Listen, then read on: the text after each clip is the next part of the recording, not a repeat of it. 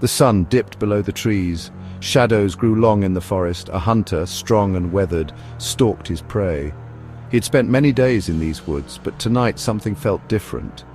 There was magic in the air. The hunter moved silently through the trees. He heard the rustle of leaves. A deer, perhaps. He notched an arrow, his heart pounding. The thrill of the hunt always surged within him. He was close, so close to his target. He pushed aside a curtain of leaves. Ahead, a sight met his eyes that stopped him in his tracks. A clearing bathed in moonlight. In the center, a crackling bonfire blazed, and dancing around it, bathed in light, were fairies. Creatures of grace and beauty, their laughter like tinkling bells. The hunter stood mesmerized. He had heard tales of fairies, but surely they were just stories to frighten children.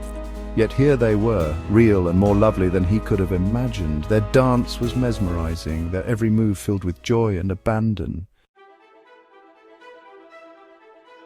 One of the fairies saw him. Her eyes sparkled with mischief. She reached out a hand to him, beckoning him to join their dance. Hesitantly at first, the hunter stepped into the clearing. As soon as his foot touched the grass, a strange feeling washed over him. All cares vanished. He danced, he whirled.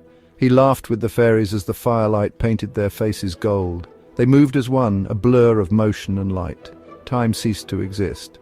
There was only the music, the laughter, and the magic of the night. When the first rays of dawn kissed the trees, the fairies vanished. The hunter stood alone in the silent clearing. The bonfire had burned down to embers. Rubbing his eyes, he wondered if it had all been a dream. But the scent of wood smoke lingered in his nostrils. It was time to return home. He found his village. But it was not the village he remembered. Houses were different. People were strangers. He stopped a woman, his heart pounding. "What has happened?" he asked. The woman stared at him. "Many years have passed," she said.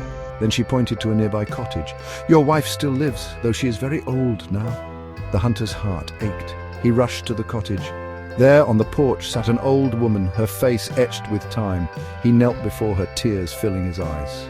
"My love," he whispered. She looked up, a flicker of recognition in her faded eyes, and in that moment he knew that some enchantments, though they change us, are worth every lost year.